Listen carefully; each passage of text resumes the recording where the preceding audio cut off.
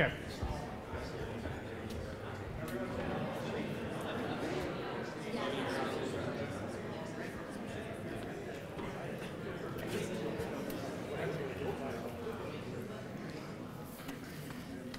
Well, good morning, everyone, and welcome to the 2023 Eden Prairie Chamber State of the City Luncheon. I want to thank everybody for coming out today.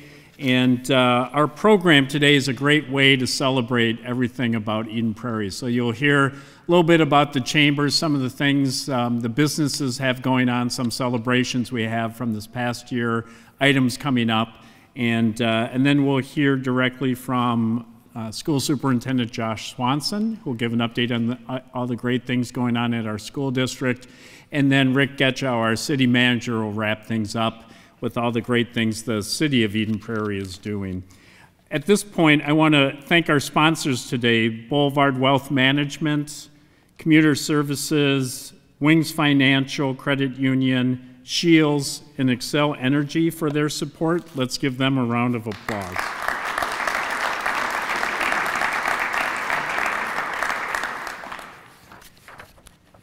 One of the things that the Chamber did in 2022 is work on telling not only our story, but our community story.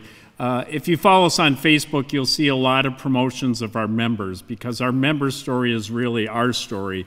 We worked hand in hand with one of our members to create some videos, and this one we like very much, especially because we know our mayor is not able to join us today, but he was kind enough to help with our video production.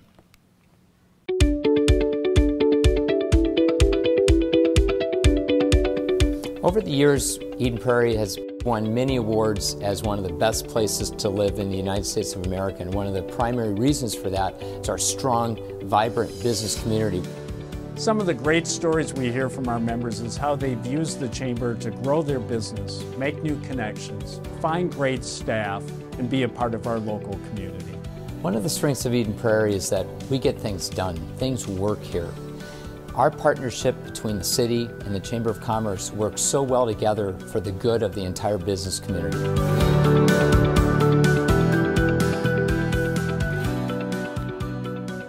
So we thank the mayor for that, and it really does highlight some of the great things the business community has contributed. I want to thank our board of directors. This is our list of 2023 board members. Troy Knorr, I know, is here, our chair for 2023. Jason Heinz from Shields, our past board chair last year. Rick Getchow and Josh Swanson both serve on our board of directors. I'm not sure if Karen Spaeth from Starkey was able to join us. And then also a thank you to Maria Manzella Diaz with Southwest Transit, who just wrapped up a 4-year term on our board and served as our treasurer. I also want to thank County Commissioner Chris Latondras, if you could give a wave, for joining us here today. And we appreciate your service and your leadership representing our community at the county level as well. One of the key things for us is we really do look to execute on both our mission and our vision and take the leaders for community prosperity and advocates for business very seriously. As you can see, we have over 300 businesses that are members of ours. They represent over 34,000 area employees. And some of the key areas we really work to try and help our businesses be successful are with business resources, marketing our members in our community, and then advocating for our businesses at the local, state, and federal levels as well.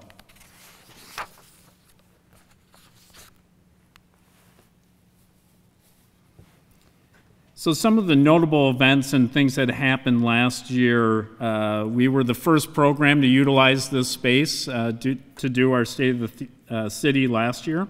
The Chamber held numerous ways to try and help our businesses to recruit employees. That is still a top issue. As most of you know, if you go anywhere with service, whether it's restaurants, retailers, and others, a lot of times hours are adjusted because they just can't find staff.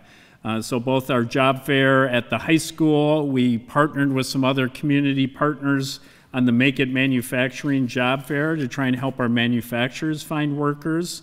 And then we celebrated entrepreneurship. We had our own Shark Tank-like event and recognized entrepreneurs, had a contest, so to speak, that was held at Eden Prairie Center, and an amazing opportunity for the businesses that have started up and done some great things here to be celebrated, and we look forward to working with them in the future as well. We were fortunate enough to host our economic development bus tour with our tour guide, Dave Lindahl, the economic development manager for the city, and then some additional opportunities and events throughout the year. And we wrapped up with our annual meeting at the end of the year, but some of the key things throughout that really set us apart.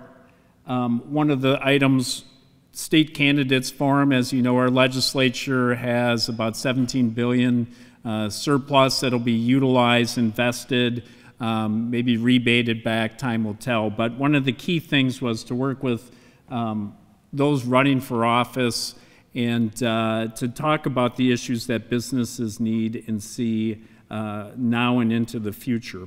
And we will continue to do that in 2023. We also celebrated some of the great businesses that are involved with the Chamber. Small business person, Sergeant Shortbread, Business of the Year Shields, Women in Business, Mallory Reif and Nancy Litwin. Our committee, the Eden Prairie Chamber's Women's Committee, has just done a fabulous job of restarting that initiative and the programs, and we celebrated their success. Friend of the Chamber, I know Marcia LaVore is here, so thank you for all you've done for the Chamber. And then our President's Award was to Dave Lindahl for the support he has done with our organization throughout the year. And then helping our businesses. As we mentioned, our businesses are resilient, and our best way to help them in some cases just tell their story. And that could be storytelling on social media, helping them market. It could be telling their stories with elected officials so they understand the issues, the problems that they're facing, but the opportunities our businesses are looking forward to moving forward. As we talk about things that we do, we advocate for our businesses. So grow the influence of the Chamber with our proactive advocacy. We list out our 2023 Federation priorities. The Eden Prairie Chamber is part of a statewide initiative of Federation of Chambers throughout Minnesota. Some key things here that we'll hit on is just tax reform. You know, everybody says, well, Minnesota's a high tax state and sort of live with that. But as we mentioned, the state has numerous years now of budget surpluses, $17 billion this year, and 27 other states have enacted significant tax reductions. So that is our ask, one of our asks this year with our elected officials at the state level, is to at least help Minnesota be more competitive for our business communities and make that more viable to not only retain the businesses we have, but to attract businesses to come to Minnesota and to be started here. Workforce, we could go on and on about that, but looking for ways to help both immediately and long term in terms of finding future workers that can be building out different skill sets, working with our school district on opportunities for the future.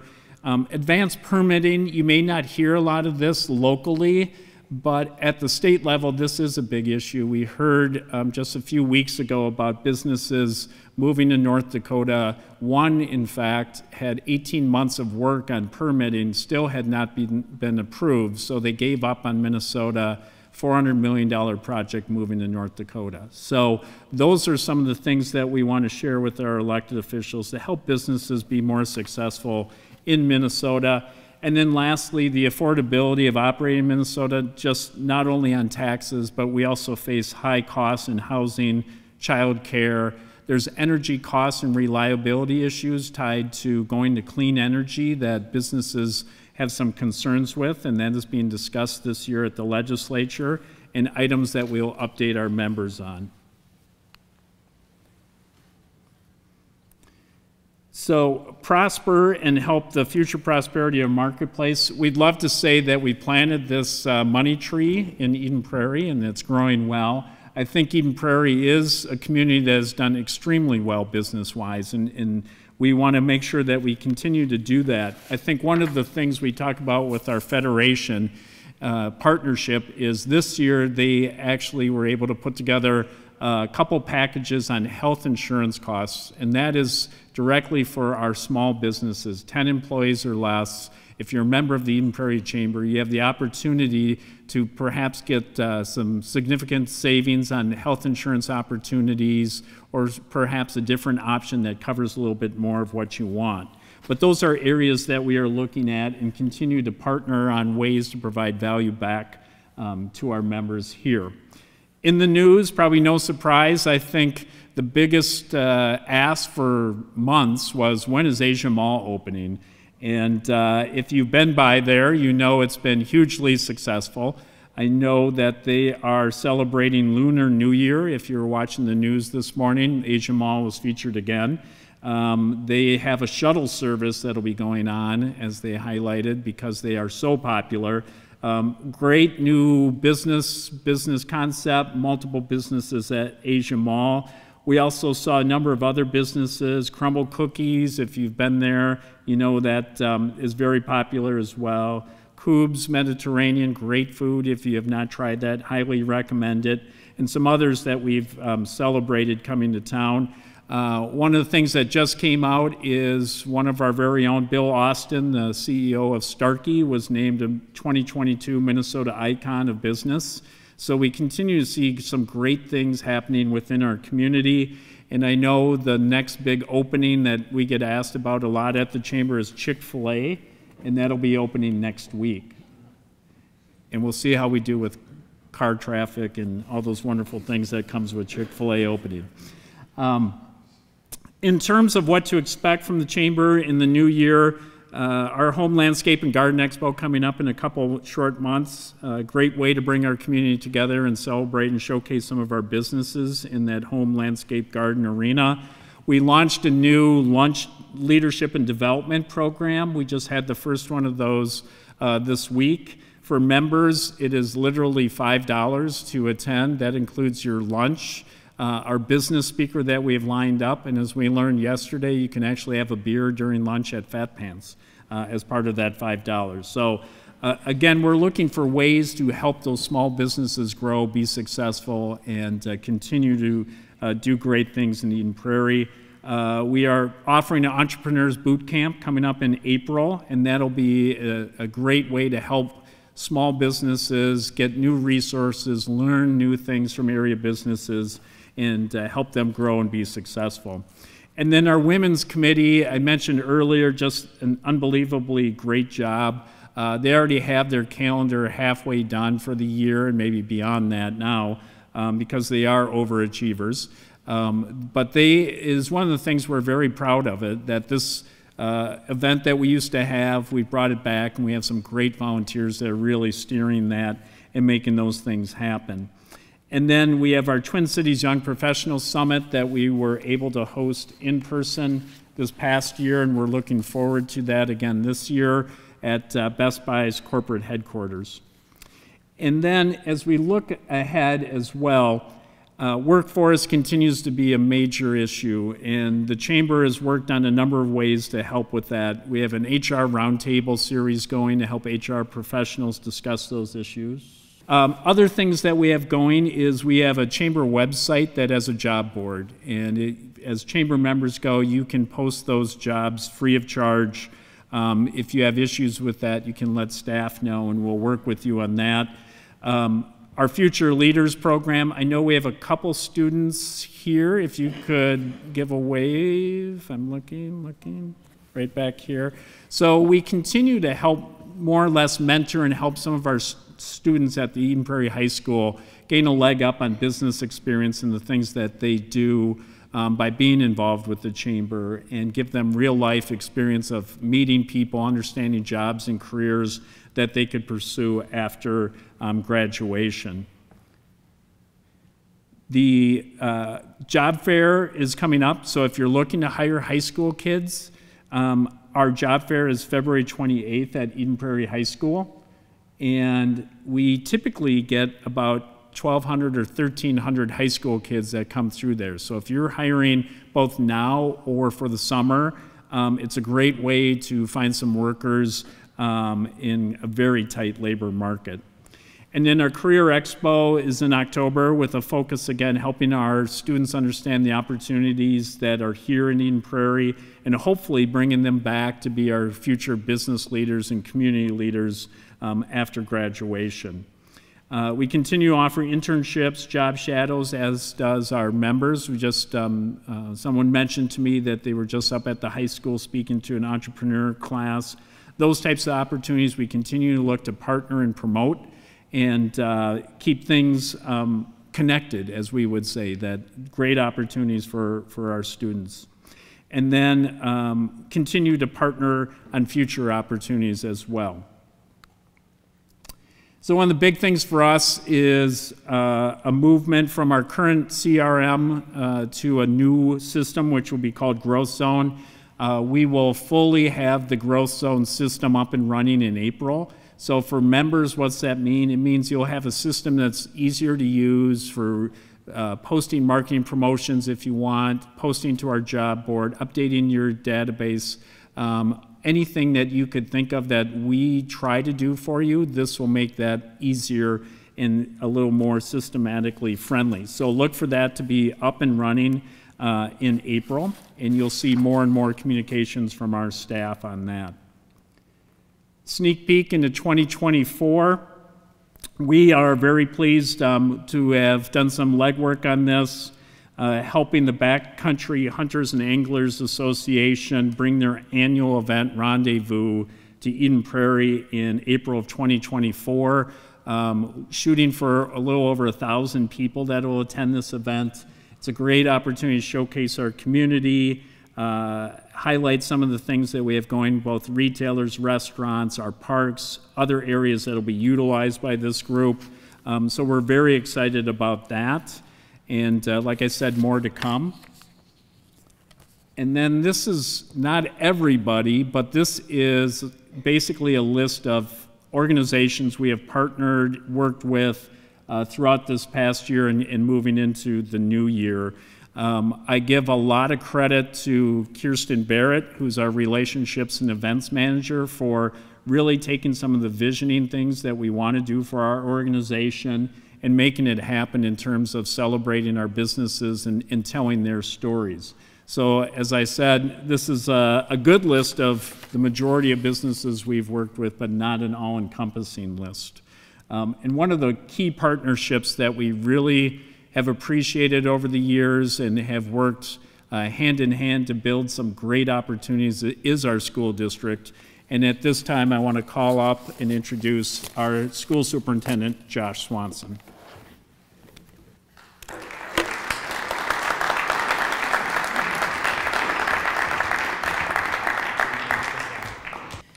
Thank you, Pat, for the warm welcome, and to the Chamber for hosting this event. I also want to thank our partners at the city for joining us today, as well as all of you for coming out to learn a little bit more about what's happening within our community schools.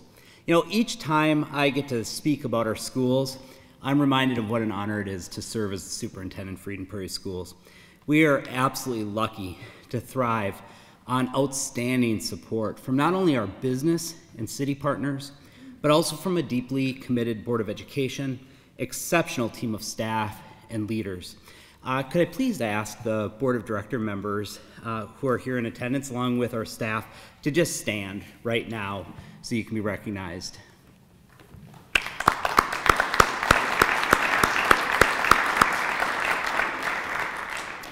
It's a wonderful group of people to work with as a superintendent.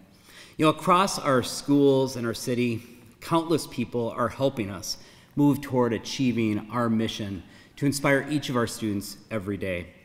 Unlike a math textbook, we don't have a lot of problems here in Eden Prairie. That's my one dad joke at the front end here. And that's why I can proudly stand here today and say the state of our schools is strong. To be able to say that again this year, honestly, it's an impressive feat.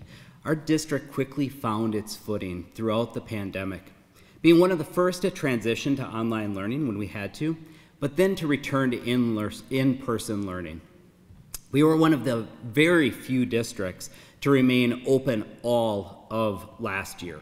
That was possible because of our teachers and our paraprofessionals and our bus drivers and our custodians and food service workers and substitutes and principals and staff across the district who went above and beyond to keep our doors open.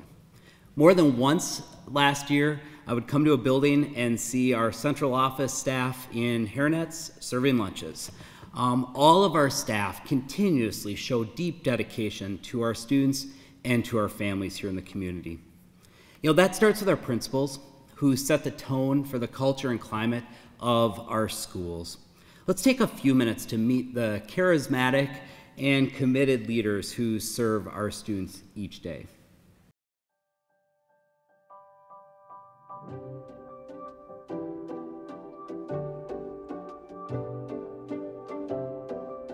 One of the most important things is ensuring that students have a sense of belonging. I believe that when students feel that they're included and that they belong, that we see their academics take off as well. So really making that a priority. Just being here every day and seeing the amazing things that happen here every single day. There's always cool things happening, from children learning something new that day in Spanish, from children telling me something about that happened to them over the weekend or they're excited for, or children learning something about their own interests and talents and saying, hey, I just learned that I'm good at this or I'm good at that and I want to explore more about that. It's really important that every day that I realize that we all have a gift, and every kid has a gift, every adult has a gift, and my role every day is to make sure that kids feel like they can reach their full potential, and I'm going to do everything in my ability that they can reach that full potential. Coming to work is easy for me. It's a profession, but really it's a passion. The kids are amazing. To see their smiles, their laughter, to see that spark in their eye when they learn something new. I'm inspired to come to see the amazing talents of our teachers and our support staff. We are taking our kids and they are sponges and they come with their own histories and stories, and school should not be a place where we squelch any of that. I think about our core values in our district, and community benefits when everyone contributes and we all have intrinsic value and talents and interests. I think that when our staff is inspired, our students will be inspired. I know that I need that every day. So when I think about the students and making sure that they are feeling welcomed and like they belong here and that they are inspired each and every single day, and that the staff feels that same way. A powerful part of the experience for me is when students discover their passion, and the goal really is to nurture and cultivate an environment where students can imagine who they want to be in the future, and then develop the skills and uncover the passions that they have along the way. So when we say we really work to inspire each student every day, those aren't just words on a wall. It motivates me as a leader. Every decision that we make is with that mission in mind, and it inspires me as a staff member. Just through the little interactions that we have day in and day out, makes me love coming to school. To know that I'm hopefully making a positive impact, the same as they're making that positive impact on me.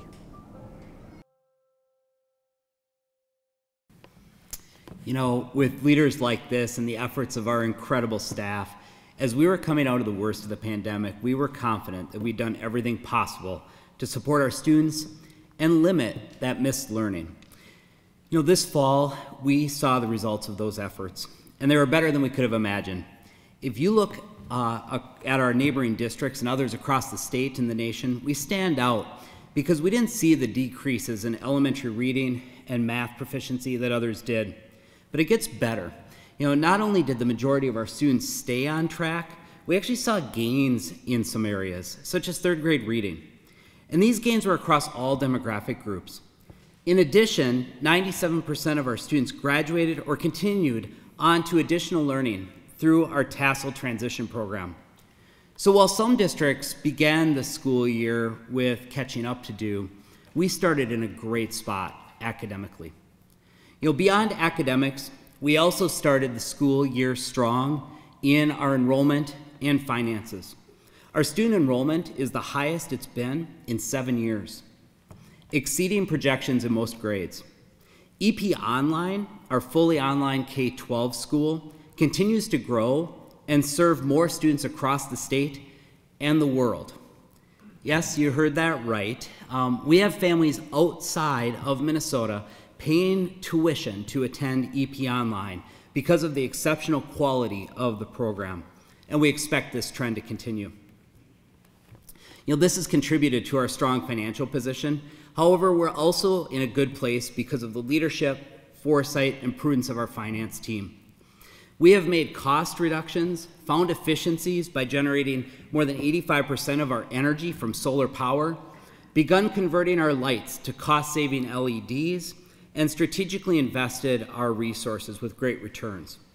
I feel a little guilty sharing this, but when all of you are paying, and me too personally, about $5 a gallon at the pump last summer, here at the district, we were actually paying less than $3 for our buses because we had purchased gas futures.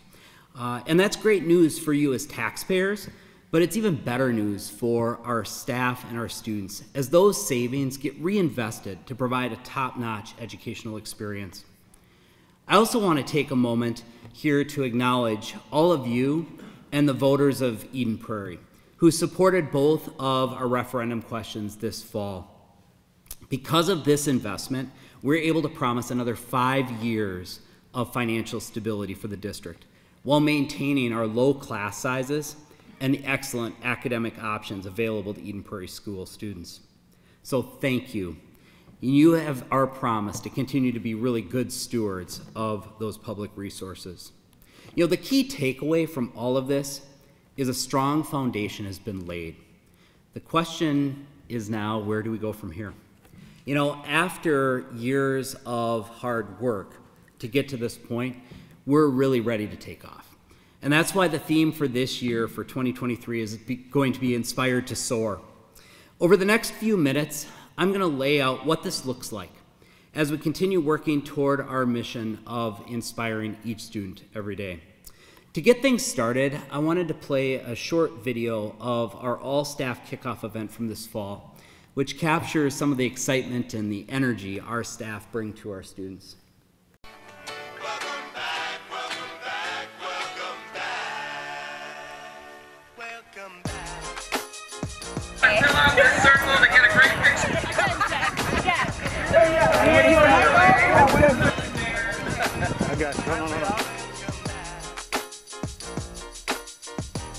On 3, 1, 2, 3, wave!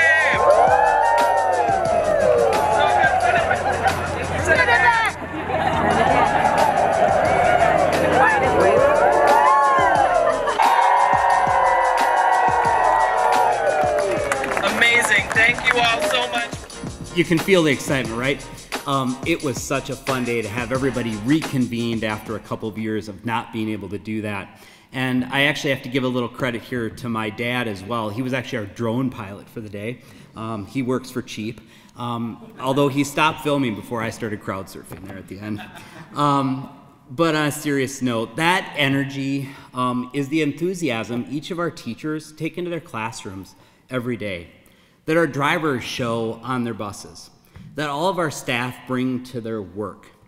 And it matters because what we do in our schools is life-changing.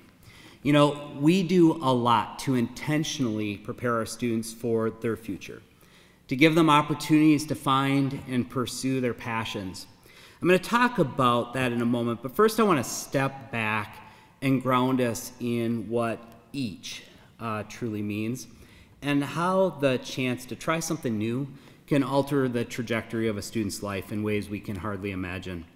At that staff kickoff, we were privileged to hear the story of Cade Kramer, who's a 2021 graduate here of Eden Prairie High School. Cade's experience highlights the power of uncovering an unexpected interest for a student. To the outside world, Cade had everything going for him. He was a football captain, he was well-liked in school, he was stable academically, benefited from a supportive family, church community.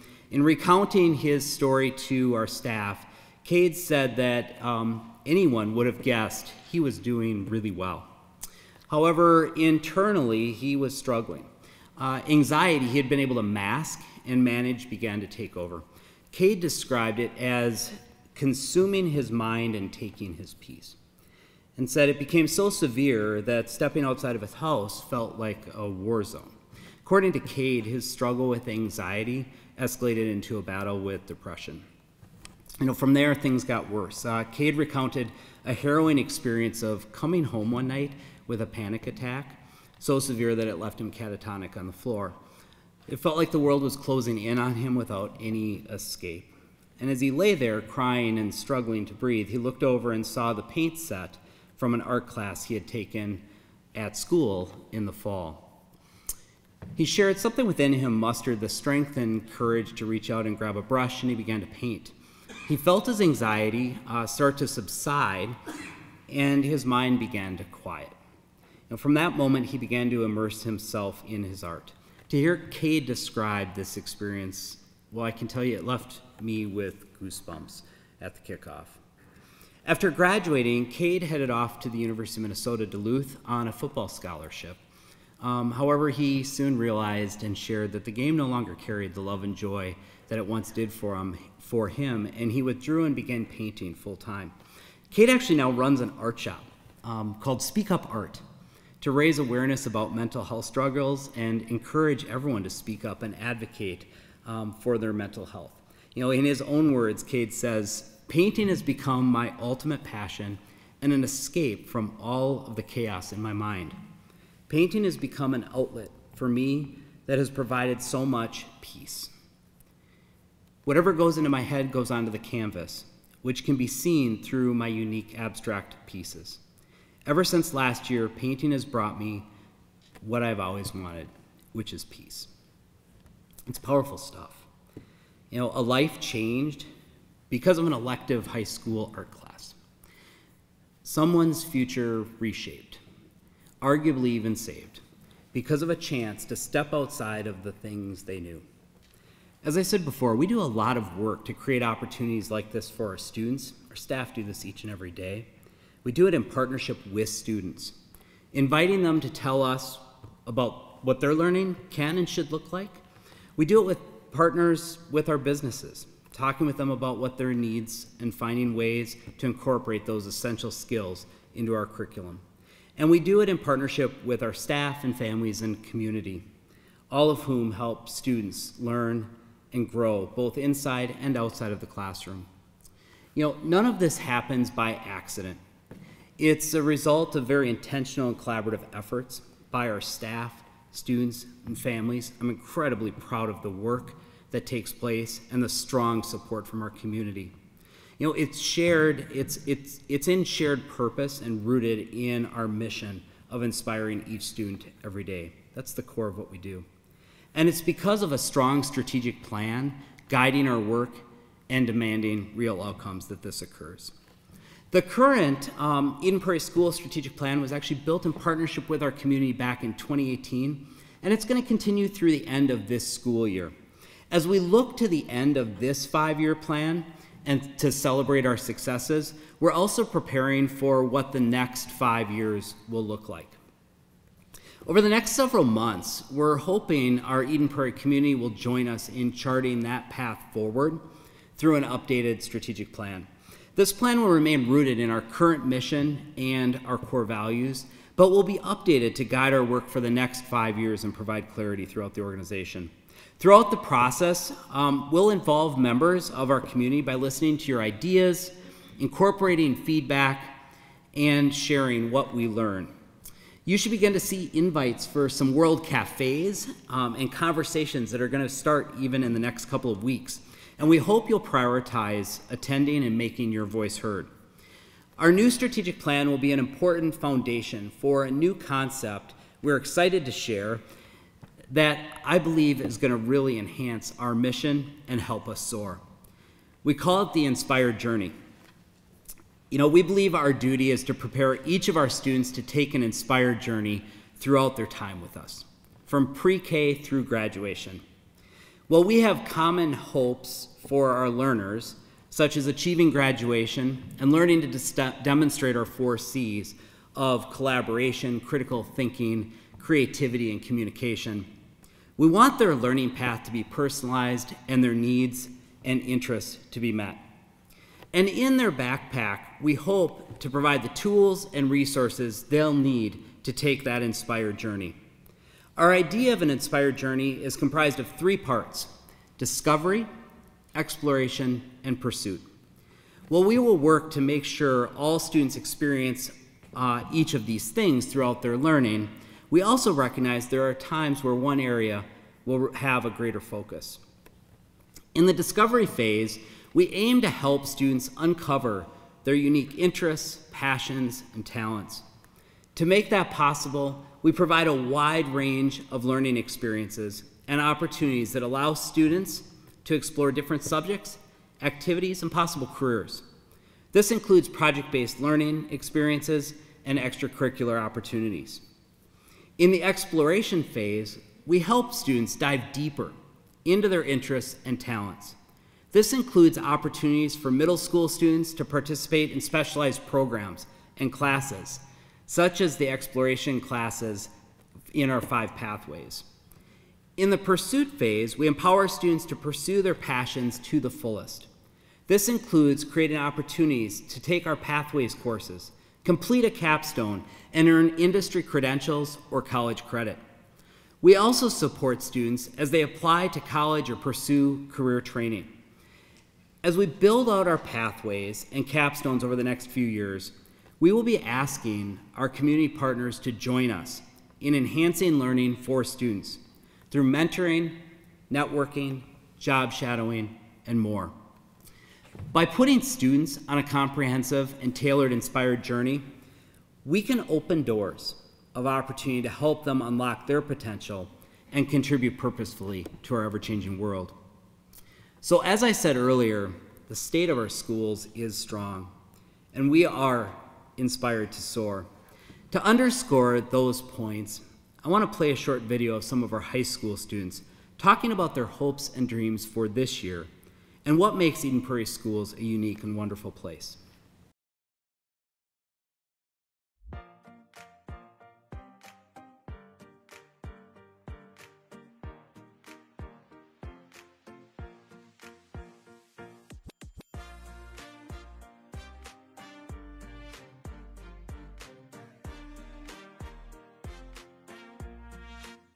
If there is one highlight from the start of the school year that you would want to share, what would that highlight be so far?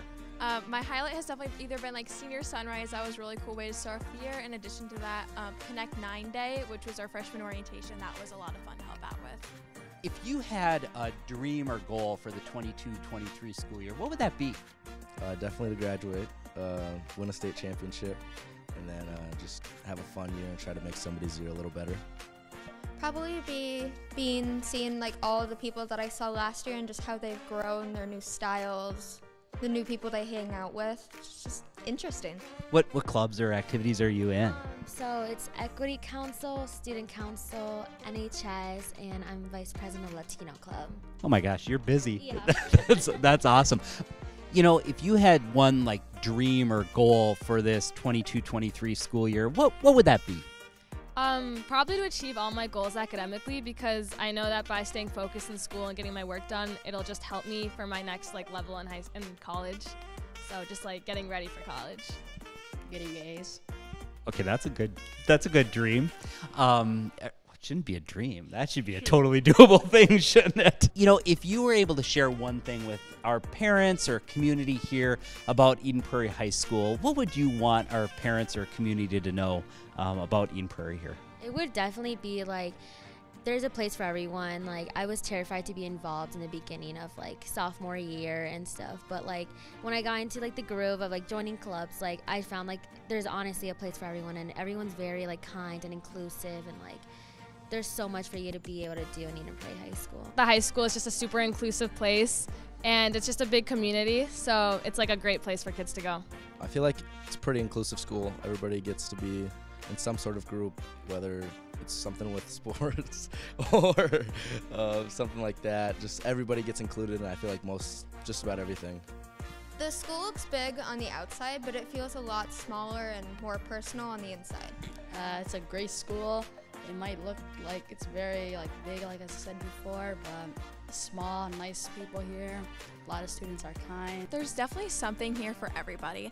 I find it really cool. Like Eden Prairie has so many different clubs and so many different classes you can take. Like if you're interested in photography, you can take a ton of photography classes. If you're interested in theater, we have so many options. There's just so many options for everyone, and everyone can find a little niche and a place here at Eden Prairie. You know, as I did that, there's no prompt, there's no teleprompter, it's just open-ended questions. And as I watched the video back, you know, what just struck me is hearing our students again and again talk about Eden Prairie High School being an inclusive place where they can connect and belong. And I hear them say they've found a real home in our schools. You know, it's great reassurance that our staff are doing the right things and good work as we set our students up to soar. As I close our update today, I have 3 key takeaways and 2 asks for you. You know, the first takeaway is our schools are awesome places of learning where our students are succeeding, and the data shows it. The second is that because of the strong foundation laid, we're really ready to take things to the next level and truly soar. And the third is that providing opportunities for students to discover, explore, and pursue can be life-changing for them and for our community as a whole. I have 2 requests. The first is that you contribute to our strategic planning process. You know, participate in one of the upcoming World Cafes and offer your ideas and feedback. The second is to remain engaged in our schools and partner with us in creating opportunities for our students. You know, I've seen firsthand how that can be transformational for our students, but also for our partners. You know, in short, we want you to be a part of that inspired journey that turns our learners into leaders. Thank you for being here today. Thank you for supporting our students. Thank you for investing in our schools. Across the city, the Chamber, our business community, and our schools, I continue to see truly special things happen in this 6 mile by 6 mile square in Eden Prairie. I'm honored to be a part of it with you. Thank you for being here today.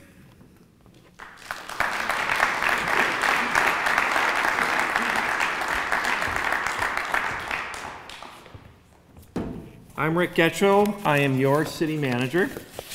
I've done this a few times before, and I really enjoy being here. What I think is pretty neat as Josh gets things set up is if you think about kind of the school and the city, how interesting is it? We've got a school board chair that's also on the city fire department. We've got a mayor that's a retired school teacher in the Eden Prairie School District. Josh and I are non-voting, but Troy would say influential members of the Eden Prairie Chamber of Commerce. So I think it really is, it's a really good partnership that we have as a city and a school and a chamber and a business community. I'm going to jump right in, and one thing I want to mention is snow. So one thing I want to say about snow is when I talk to some of my fellow city managers and mayors and people that go out in the community and give presentations, they say, God, I hope it doesn't snow out the day I have to make a presentation or go out into the community. Like we had a foot of snow, a couple weeks ago, and we had 3 inches, and I said, you know what, I love to go out to meetings and groups, Rotary clubs, Lions clubs, the day after it snows, or the day it snows, because I think we do an awesome job plowing snow, and I think we do a great job with the basic services of the city. It's kind of the meat and potatoes of what everyone pays taxes for. We want to be a safe city. We want to be able to respond to calls. We want you to have really good drinking water, safe streets, and a wonderful community. So I have no fear of snow. Bring it on. Bring on the snow and the ice. No, please don't hold me to that. But I will say a lot of that has to do, obviously, with the employees, right? The people that work for the city, people that like their job in Eden Prairie. And they say they like their job because when we do surveys of our employees, according to some of the the groups that track us, they say that we're a top workplace. Our city government's a top workplace when compared to other businesses, and we do have several other top workplaces in Eden Prairie, but we have employees that enjoy their work. So I want to introduce a few people here as well. We do have some city staff members in communications that are up there if you want to wave your hand. And we have, Dave was mentioned, the President's Award winner. Dave Lindahl, Economic Development Manager, also the leader of a slightly above average rock cover band in Eden Prairie. And we have I'll call it our acting mayor today, Councilmember Mark Freiberg, can you stand up? Mark is here. Here's a picture of Mark with his friends, my 5 bosses. These are your city council. And what I want to do briefly in the next 15 minutes is talk about what the council's priorities are, really the city's priorities are, as well as maybe throw a few different facts your way as well. And these are the leaders that inspire our employees and our community as well. And these are some of the areas that I'm going to quickly cover in the slides that I have from the city council. I'm going to touch upon a few things. But one thing I want to add is I want to share with you a few just different facts in a few areas, and simply just facts. Josh was talking quite a bit about the pandemic. And I know that there are people that say now we've entered an age of being in an infodemic, an age where there's a lot of information coming at us that can be quite overwhelming. And so in a couple different topics with the city at least, I just want to share some facts. People can maybe base an opinion or a policy if they want on some of those facts, but some of these are just simply facts that our community is living with right now. Just an example, I'm going to give you one example that I think is an interesting fact. Did you know that 50% of the entire country of Canada's population is south of northern Minnesota? It's south of the 45th latitude line. You know, nothing that you may particularly draw from that, but that's just kind of an interesting fact in terms of how many people, half of the population being south. Not necessarily where we are, but where southern Minnesota is. So in terms of facts that move maybe, and facts that change, and facts that might drive us a little bit crazy is Southwest Light Rail. So when I worked in the city of Hopkins, I used to be the Hopkins city manager. I've been here for almost 12 years now as the city manager of Eden Prairie. Back when I was in Hopkins in maybe 2008, 2009, it was said that the light rail line will be operational by 2015. And then when I stood up and gave my first State of the City address in Eden Prairie in 2011, the line was going to be open by 2018. And then when the City Council was recently discussing plans for opening day of light rail, I think we're now looking at 26, 27. So maybe not the best use of facts, we'll see what happens, but I do like to talk about how 70 to 75% of the construction of the light rail in our city is complete. Actually, I think they're pushing 70% of all the construction on the entire line. And we have seen development in and around these light rail stations, commercial development, retail development, housing development. So you can see that some of the stations are coming together. One of those would be, like we like to say, is the beginning of the line near Southwest Station. Brick and Bourbon has been open for a while. Elevate, there's quite a bit of other retail around that area, some of which has been there for quite a while, and other retail that's turned over. But it is and will be a vibrant area along the line. Speaking of development, back to those council priorities, I talk about light rail opening day. Housing is another city issue, important priority. So here's a fact. A fact is that from 2007 to 2017, there were 192 multifamily units, apartments, that were built in Eden Prairie. That's one building. That's the Martin Blue apartment complex on Baker Road there by 212. But in the last 4 to 5 years, the city has approved, or you're seeing being built, almost 1,900 units. On that chart, there were several units in the early 2000s that were built, a lot of the apartments that we know of in the community. but that's quite a bit of development. And it's development that the city doesn't necessarily lead, the market leads that development. So for instance, even though you're seeing a large number of apartment units coming into the community, is what developers ask for and what people are demanding because we're short tens of thousands of housing units in the metro region, our city has actually built or approved in the last 3 or 4 years less apartment units than Edina, Minnetonka, Bloomington, St. Louis Park, Lakeville, Woodbury. That number actually is quite a bit smaller. I think Edina alone approved over 1,100 apartment units just last year. So we are seeing quite a few, but it's a regional demand. And we're seeing quite a bit of construction, but it's not even necessarily keeping up with our neighbors. And then here are some of the developments. Here are some of those units that are going in and around light rail stations or in the town center area or in the Golden Triangle area up by the light rail stations that is going to be up on West 70th. There's quite a bit of, there's actually 400 and some units of housing that are proposed on West 70th in the Golden Triangle area.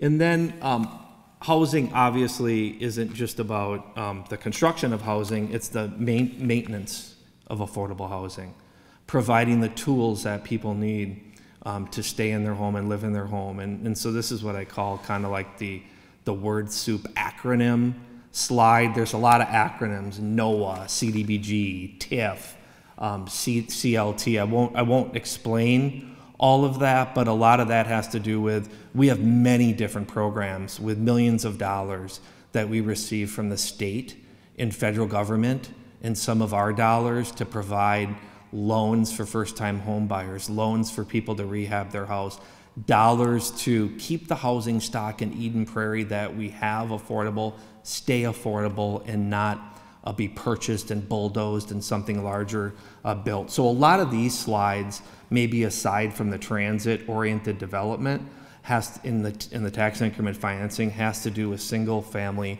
owner-occupied housing that's affordable that we want to support. And that's a council priority. And then moving on to another priority, supporting our employment base. So I like to show this snapshot, this fact, our 10 biggest employers today and 20 years ago. So what I think is kind of interesting is if you look back over the last 20 years, we have a lot of employers that have stayed here and they've grown. C.H. Robinson, Eaton, MTS, Starkey. They've added employees and they've actually dropped in our top 10 list. Then we have some new employers in Eden Prairie. Tenant, Optum. Obviously, Optum comes into Eden Prairie, builds a large campus, and becomes our #1 employer. So I think that's interesting. The top 10 employers in Eden Prairie, several Fortune 500 companies, now make up over 18,000 employees of our 57,000 employee base in Eden Prairie. More than the 8,000 that the top 10 did, but that growth in employees in the last 10 years, I would say, has gone from about 50,000 to 57,000 people that work here, while our population of our city has gone from about 60 to 65,000. So we've grown, not exponentially, and obviously there's people that both live and work in Eden Prairie and some that just live or work, but it's always kind of interesting to track what happens. Super Value becomes Unify, and there's some changes over time. ADC leaves, but as I said, Tenant and Optum come to town. Pat covered a lot of this, so I'm not going to go into this. A lot of retail that is in town, a lot of the newer development. I do want to talk a little bit about redevelopment. We need to renew. Obviously, I love talking about how the Sears becoming a Scheels is a great example of reinvestment. Pat mentioned Gander Mountain becoming Asia Mall is a great piece of redevelopment. You're seeing Jake's Restaurant is going to be redeveloped into kind of a multi-tenant operation that could be have food associated with it. We're not sure yet what that's going to be. And then, you know, coming up we have the Burger King, the 2 Burger Kings. Actually, I will say we might go from a city that had 2 Burger Kings to no Burger Kings. Because the Burger King that got torn down on Flying Cloud Drive most likely might be the new destination of the Mr. Car Wash that's next door. So Mr. Car Wash might move a little bit, and that'll be an open site. And then the Burger King at 4 and 5 will probably be sold privately and be something completely different. The to be unnamed, unknown grocery store known as Amazon, there are many of those, at least 6 or 7 in the state of Minnesota that are empty. And Amazon's probably one of the few companies in the country that could say, let's build 30 stores, and before we actually fill the stores, we say, stop, let's wait, let's take a time out, and what will happen, I don't know. I hear at some of their other grocery locations in other parts of the country, they're looking at different technology within the store because it's very much a self-checkout environment. They might reopen, or it might be something else, I don't know. And then I always talk about Winter Park. Winter Park is a great future site of development. I know we're talking with the Wilfs about what may happen there. Now I know when we last talked to the Wilfs, they said their first priority is to rebuild their defense. And then after they focus on the defense, they can get back into the real estate market. So they've got quite a bit of work to do. By the way, I'm somewhat happy to stand on the stage with not only the Packers season being over, but I don't have to worry about the Vikings. But neither do you. You don't have to worry about it either. Business support and development, entrepreneurship. You heard a lot about that. And there are a few different programs that I want to plug. There's a program at the state level and a program at the county level. The program at the state level is called Open to Business, and it's a program where there's support provided for entrepreneurs and new businesses, in whether it's technical support or even financial support. And then at the county level, there's a program called Elevate Business, and that's a similar program. Again, we're trying to lift up our entrepreneurs. They're obviously the future of business, and those are 2 programs that we financially support or that we promote. So if anyone has any questions about that, Dave could help you, direct you to that as well. A couple more priorities before I wrap up. Sustainability. Josh did a good job talking about sustainability at the school level. At the city level, you're hearing right now about the governor saying the state of Minnesota wants to be carbon neutral by 2050. Our city's climate action plan has that same goal that was adopted about 3 or 4 years ago. In terms of how we get there, and this is with most communities in the country, the majority is energy, and you need to work obviously with the utility. It's about 63% of how we would get there. About 35% is travel, and I'll talk about that in the next slide. But there's only a few percent of maybe waste reduction, but that's important to us as well. But in terms of our city, we do have examples over time of where we've saved hundreds of thousands, if not millions of dollars in our fuel costs and our building efficiency costs. But now we're really pushing into that fleet electrification. We were known for having the first Tesla police car, but now we've got an all-electric Ford Mustang police car coming. So we're going to have a mix of an electric fleet, all-electric garbage truck, all-electric pickup trucks, and an all-electric Zamboni that we already have at our community center. So we want to continue to move in that direction. It's actually saved us money. Josh had 3 videos. I usually don't have any videos, but today I have 1 video. And the 1 video I want to show you is in support of our police department's 50th anniversary. And another priority of the City Council, as I mentioned, is support for public safety. And our budget shows that we support public safety. So here's a my quick video on the police department. January 1, 2023 marks the 50th anniversary of the Eden Prairie Police Department. I'm Police Chief Matt Sackett, and it's my honor to share with you what has happened during the past 50 years, along with some help from past Eden Prairie police chiefs. The Eden Prairie Department of Public Safety was founded on January 1st, 1973 by order of the Eden Prairie City Council. The department started with 6 officers and an annual budget of $124,000. The first police station was located in 2 rooms at the Central Fire Station at 7801 Mitchell Road. In 1983, the department moved into its new quarters just down the street at 7900 Mitchell Road. We've been in our current spot since 1994. Back in 1973, the fleet consisted of 2 marked 1973 Plymouth Fury squad cars, 1 semi-marked squad car, 1 unmarked squad car, and a marked motorbike for trails and off-road patrols. Mayor of Eden Prairie wanted me to come down to a meeting, and I came down to the fire station. Anyway, I walked in there and they offered me the job as public safety director, so to run police and fire. And that was the first Tuesday of October 1972.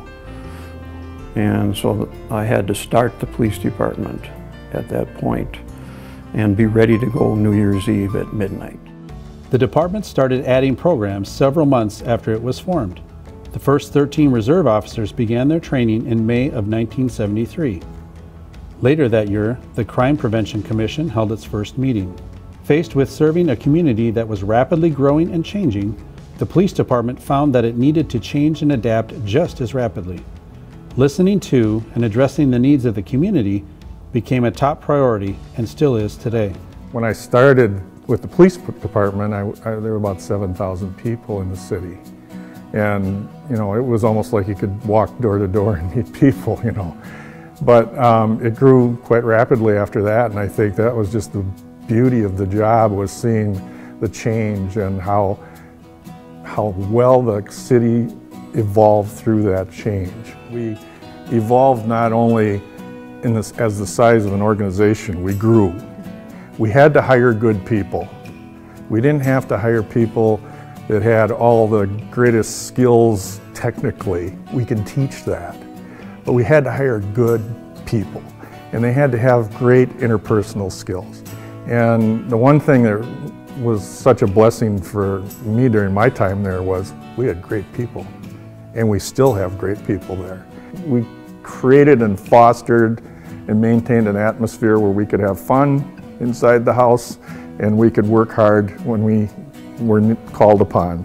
And we could fill our downtime with necessary things, and we could build a great relationship with a great community. In 1981, the first K-9 unit was formed, followed by the Traffic Unit and Emergency Response Unit in 1989. In 1990, the Eden Prairie Police Department created and hosted the first safety camp, along with the Park and Recreation and Fire departments. Also in 1990, Eden Prairie installed its own 911 system. Previously, the city had contracted with the City of Richfield to provide dispatch services. The Chaplain Program, Bike Patrol, Citizens Academy, and the Southwest Hennepin Drug Task Force were also started in the 1990s. I really don't think I ever instilled the value of service in our people. I think that was the key, was that we hired people that had that personality trait inside them. Everybody's wired different, everybody's got different skills and abilities. Some people are very actively involved in serving other people and providing service at a high level. So I don't think we ever instilled that value. I think we hired it.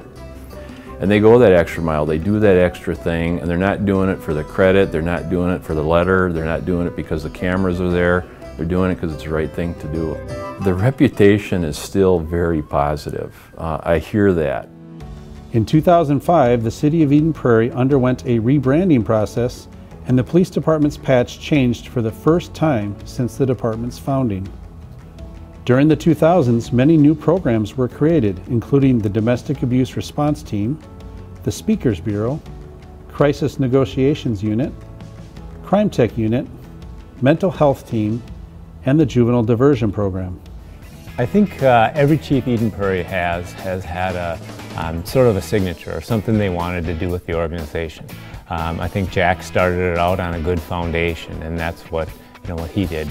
Keith also carried that on and really started to move us into from a small department into a larger department.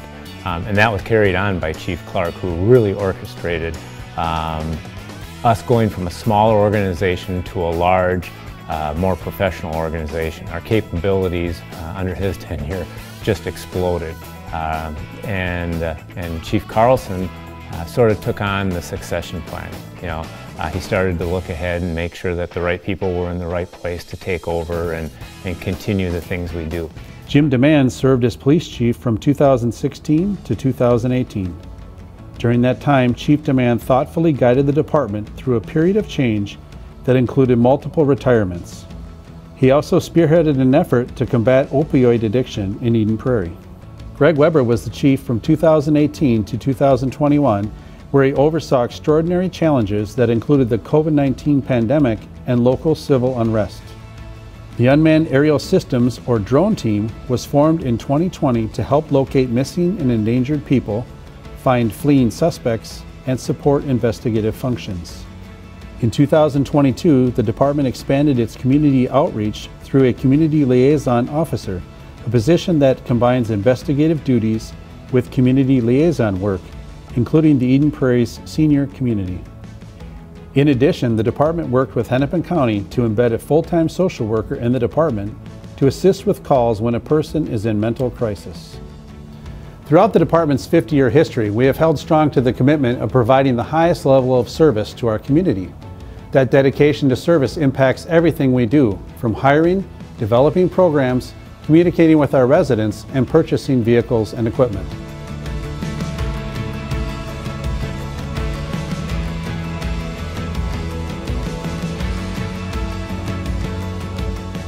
I believe that with our long tradition of excellence, our incredible staff, and the great support we receive from our residents, the Eden Prairie Police Department is poised to have another prosperous 50 years. It's always fun to see the older pictures. I think the first car that I drove in high school in 1986 was a 1973 Ford Galaxy, and I think I saw a 73 Ford Galaxy in there somewhere. I wish I still had that car. So in terms of the last couple items I had, support for public safety, focusing on housing, sustainability, supporting businesses, getting ready for light rail, equity, and equity and inclusion is another main feature. And again, here's a fact, here's a statistic. The census shows you that over the last 20 years, and there's even more diversity in the school, but with the city population, you know, there's been a lot of changes in terms of our diversity in Eden Prairie, and we want to have programs and we want to be involved and engaged in several different areas. So we do have, the city did issue a report on race equity, and under 6 different areas we're focusing on race equity. And actually in the video you saw one of those areas in terms of police response does deal with neighborhood police officers and social workers as well, but we're looking in other areas.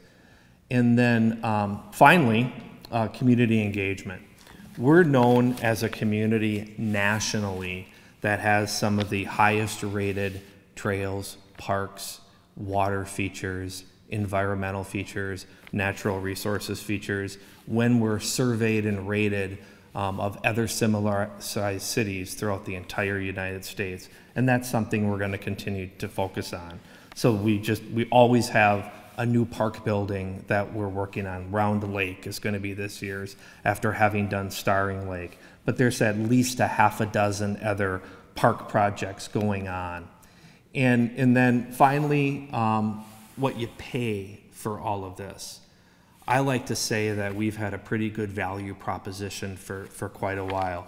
We're seeing growth in the value of our property in our city.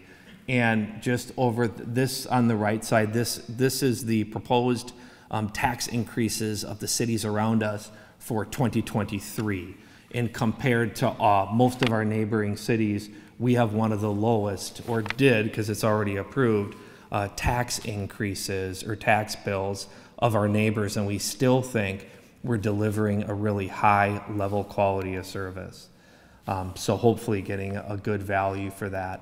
In terms of engagement, I'm not going to tell the Bowling Alone story. We're running out of time. I'm going to save that for another time. Just ask me that. I've got a story about Bowling Alone and community engagement that go together.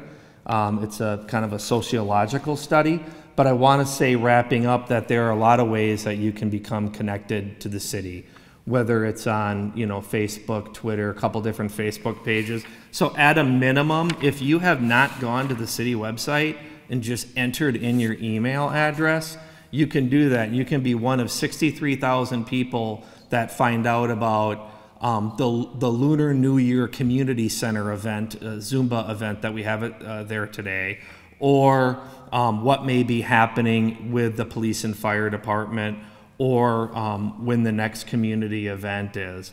So with that, I'd like to thank all my partners that were able to speak, and I always try to come with a giveaway item each time. So in commemorating the 50th anniversary of the police department, I've got some really cool sets of playing cards here that I want to give away to some members of the audience. So my giveaway, I think, is going to be based on, not how many Super Bowls have the Vikings won. We know the answer to that. Or how many Super Bowls the Packers have won. We know the answer to that. How many of you have been to more than one of these State of the Cities over the years? How many have been to more than one? How many have been to more than two? How many have been to more than three?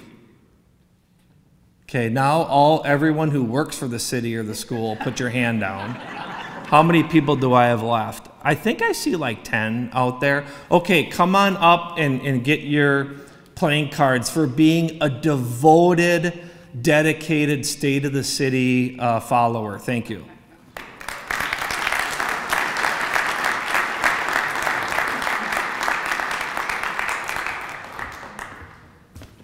Thanks, Rick. Rick was talking about facts and things, and I saw something interesting on the internet. I'm assuming it must be a fact if it's on the internet, and that is evidently the Minnesota Vikings dislike the Green Bay Packers so much that they refuse to win a Lombardi trophy. So with that, we'll wrap things up. How's that? Want to thank again Rick Getchow, Josh Swanson for their presentations. Also want to thank our sponsors one more time: Boulevard Wealth Management, Excel Energy, Shields, Commuter Services, and Wings Financial. I know some of the sponsors still have tables and they have some free giveaways. Please feel free to stop by, thank them for their support, and take away some freebies as well. So with that, thank you all again for being here today. Drive safe and enjoy the rest of your afternoon.